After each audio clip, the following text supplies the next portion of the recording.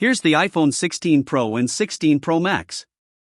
They come with a new camera button, larger screens, a bigger battery, Apple Intelligence, and more. Let's take a look. I've been testing Apple's new Pro iPhone models and the complete vision that Apple showed off for the iPhone 16 Pro at its Glow Time event. Well, it's not complete right now. Features like visual intelligence, multi-track recording, and voice memos aren't here yet, and while I did get to test an early preview version of Apple Intelligence on the iPhone 16 Pro, there are still many features missing like the ChatGPT integration, Genmoji, and Image Playground. So let's start by talking about the hardware.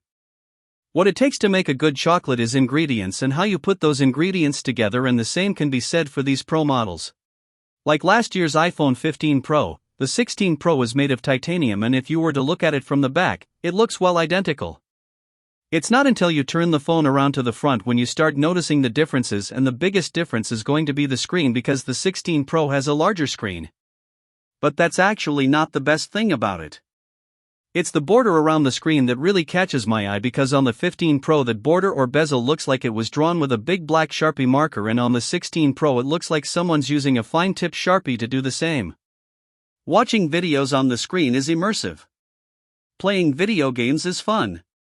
I can see the screen very clearly in a bright sunny day, taking photos and video.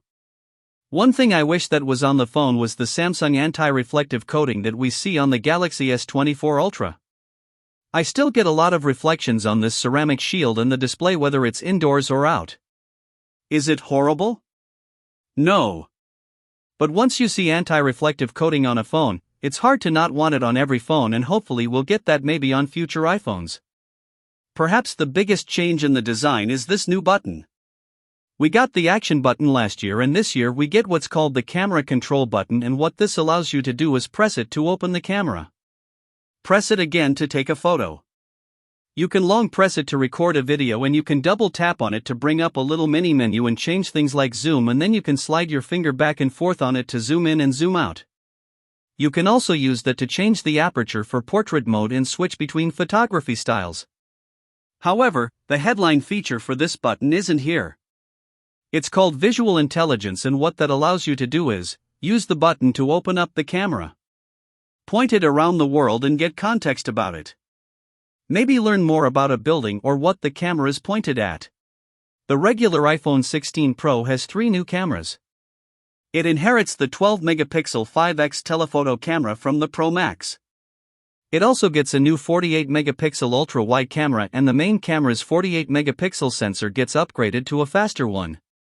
When you're taking a photo inches away from a subject, the iPhone will automatically switch from the main camera to a cropped version of the ultra-wide camera for better focus. The higher-resolution ultra-wide camera allows for great macro photos. Ultra-wide photos look good and are closer in parity to the main camera's image quality. But there's still quite a gulf between them. The ultra-wide photos look good and I like the contrast, but it has less dynamic range than the main camera photo, which is also brighter. Lens flares are minimal. Photos from the main camera have great image quality, skin tones look wonderful, even in medium lighting. Images have a wide dynamic range.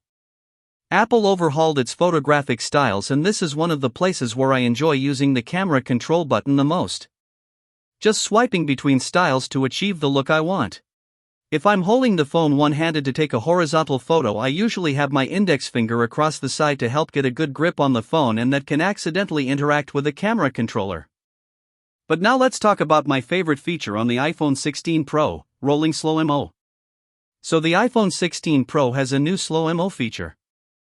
What's really cool about this is it shoots 4K resolution at 120 frames per second. We've never had that high quality of slow motion video on an iPhone ever. I see the horizon where Apple is headed, and I'm glad they're taking their time to get there. Powering everything is Apple's new A18 Pro Chip in use. The 16 Pro has been peppy and been able to handle big workloads, from filming copious amounts of 4K slow mo to playing video games to just everyday scrolling. In terms of battery, I've been primarily using the smaller 16 Pro, and it gets through a day just fine. On probably the heaviest day of use, where I was filming videos having the screen on at full brightness, running Apple Intelligence, the phone started at 6:30 a.m. with a full charge and dropped to 12% by 7 p.m. I topped it off for 15 minutes, which brought it back up to 37%, and it made it to 1 a.m. No problem for more on the battery. If you're buying the iPhone 16 Pro for Apple Intelligence, don't. At least not yet. If you have an iPhone 12 Pro or older, then upgrading to this makes a ton of sense. If you're on an iPhone 13 Pro and have a decent battery capacity still, I'd say save your money, and if you're on a 14 Pro or 15 Pro, there's no need to upgrade unless you really want to. The iPhone 16 Pro is simply impressive. It will likely be even more so as software upgrades and promised features are added. But now I want to hear from you guys. What do you think of the iPhone 16 Pro? Is there a feature that stands out to you? Let me know in the comments.